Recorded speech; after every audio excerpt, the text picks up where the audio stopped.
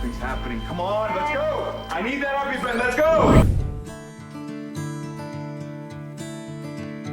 I had a talk with Frank, and yeah, we discussed it and kind of saw how the story was going, and kind of went from there. You know, I think my first reaction, and I think you could quote me on this. My first reaction to Frank was, I go, "Well, is it cool?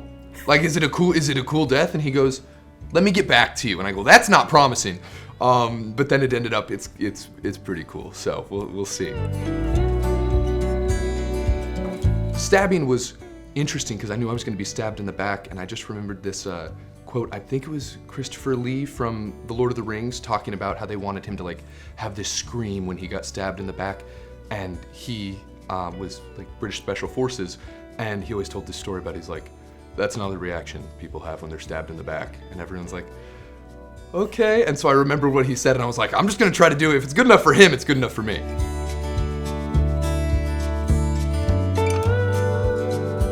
It was both exciting and it was sad. You know, I really fell in love with Dex over the last 3 years, and I told my mom it's almost like mourning the loss of a friend. He's such an incredible guy, and I wanted all these wonderful things for him, and he got to experience a lot of those wonderful things.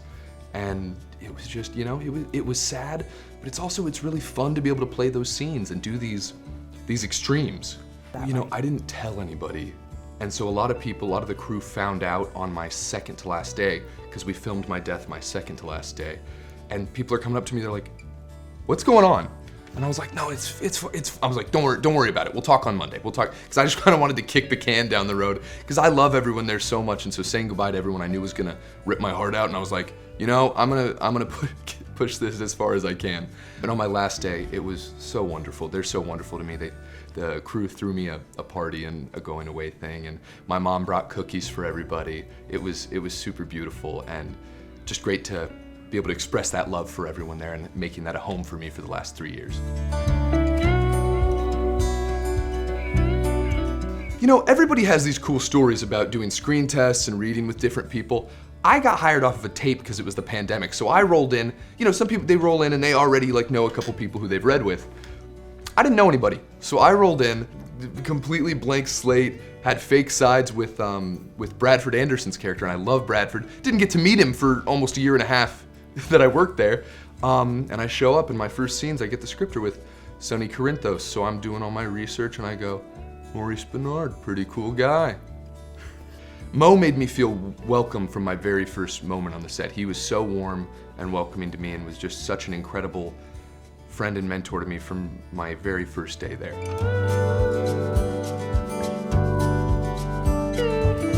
Yeah, Johnny Wachter. Johnny was my big brother on the show, and he told me, again, from my first day there, he was like, you need anything, you come to me. Ever want to hang out in my room, come knock, I would love to hang out. And I did that plenty, took him up on that a ton. And I mean, we even after he left the show, we spent tons of time together, always got dinner and stuff, and he was just such an incredible example for the kind of man that I want to grow into. Eden's an incredible actress. She's been on the show since she was really young and got to learn from all these incredible actors, right? She's been with Laura Wright forever, so you're gonna pick up a thing or two. So getting paired with her was really an honor. And you know, when I first started, I was in the mob, I was working to spy on Sonny for Michael, and then all of a sudden you know, they're like, hey, we're gonna test you out with this girl, and I kind of have to build in my head what Dex would be like in a romantic relationship, because I have no gauge for that. And that was really wonderful to get to build that with Eden. And you know, there's no one I would have rather done it with, and it really was just an incredible time. And as far as the fan reaction goes, wow, we have the best fans in the world. We really do. Mo's told me that from the beginning. Our fans are unlike anything else. And getting all of that love and support was just really beautiful. And I'm glad that they loved the relationship. I loved doing it. And it was just, yeah, it was a really incredible time. Look, any day I got to be with Maurice was the best day ever. I loved all of our mob stuff, especially as they grew that relationship between Sonny and Dex, and you really started to see Dex falling for Sonny. That was really so much fun to play. And then the tug and pull when Jocelyn wants him out of the mob, then at this like kind of balance between his love for Sonny and his love for Jocelyn, pulling him in these two directions, and then finally he loses her and has to go. figure out like, all right, where do I really stand on this? And then he goes to Anna Devane, the wonderful Finola Hughes, and God, working with her was so incredible too. I couldn't love Finn anymore either, but getting to finally see like which direction his heart really took, and that was so much fun to play. I also love the meat hook. I'll be honest, I love doing the meat hook stuff. I always said it was my Tom Cruise moment. I think it was Mission Impossible 3. I watched right before that. He's strapped to the pole, and I was like, that's me. That's what I'm doing.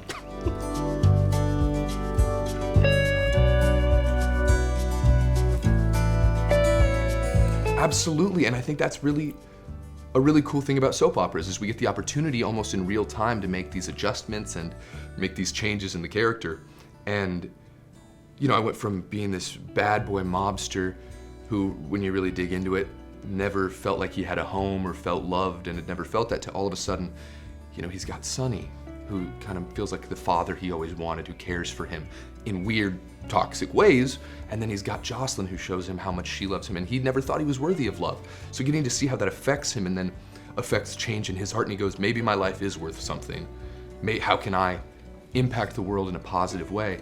And then making that transition from mob to the police department was really cool, and trying to make that make sense for the character and find that motivation was really an incredible challenge and an incredible honor to get to do that. I got one scene with James Patrick Stewart, and I was like, man, that would have been fun. That would have been a cool dynamic, because I was still working with Sonny at the time. That would have been cool to work with him more. Jeannie Francis, I would have loved to have worked with more. I think I had like one or two, kind of tertiary scenes with. And same with Caitlin McMullen. We had this idea. We were like, wow, I'm working for Michael, and she doesn't like that he's undercutting Sonny, and I'm dating her sister-in-law. We're like, wow, this meeting is gonna be a big deal. And as happens frequently on soap operas, eventually that gets kicked down the road, and then you kind of have this assumed off-camera meeting, and you're just talking like normal. So I think, that would have been a fun dynamic to play and figure out what our relationship would have been. Mm-hmm. Well, speaking of that, is there a storyline you never got to play? You did check a lot of soapy boxes. I checked a lot of boxes. I mean, I got to be a spy, I got to be in the mob, I got to be in a romantic relationship, I got to be a cop. I got to do so much cool stuff. Soaps are so special for that, right? It's all these genres within this one medium. And then one thing I would have liked to do, I would have loved to have been able to explore Dex's family, because I think those dynamics would have been really interesting. We got little teases of it now and then, but I think getting to explore that and kind of see what made him the way he was, and if we had, gotten secret parents in Port Charles, as happens very frequently, I think that would have been cool to figure out, right? Like, yeah, you're my dad, and that's cool, but you weren't there, and I had this terrible upbringing because you weren't there, and that would have been really cool to play.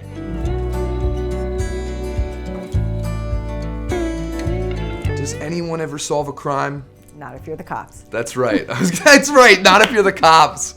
The cops in Port Charles never solve a crime. Yeah, I remember when I was becoming a cop, that just made me think, I broke Anna Devane out of prison, right? That was the first time we met, and I got shot for the first time. Saying that's hilarious too. I'm like, got shot for the first time. And then all of a sudden I'm meeting with her, and I'm like, hey, yeah, you're the police commissioner, and I want to be a cop. Didn't I break you out of prison?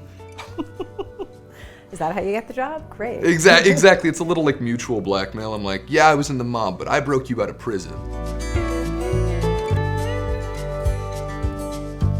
I think my biggest takeaway from this is the fans. Like I said, these fans really are unlike anything else, and they're so wonderful and supportive and loving and committed to the show. And we get these opportunities to meet them. And even if I'm, at a grocery store, people will come up to me and be like, hey, I really love this storyline. I watch every day. I've watched for 30 years. And that kind of depth of a fan base of these people who grew up watching the show, because it's such a legacy, is really an honor. And getting that love from everyone will definitely be carried with me forever. I've met some incredible people.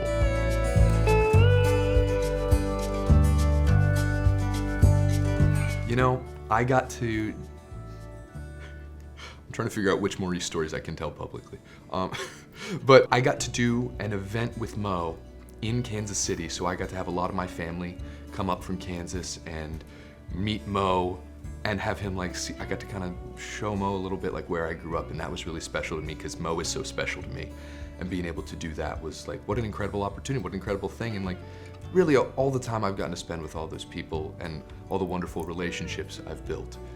I'm gonna take those with me too.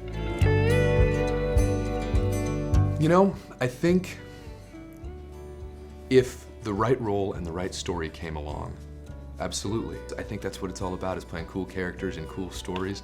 So absolutely, I think so. Thank you guys so much for the last 3 years and all of the love and all of the support. It has really meant the world to me, and you made this so much fun, not just for me, but for my whole family, and thank you so much. I'll never be able to thank you enough. I love you, Mo.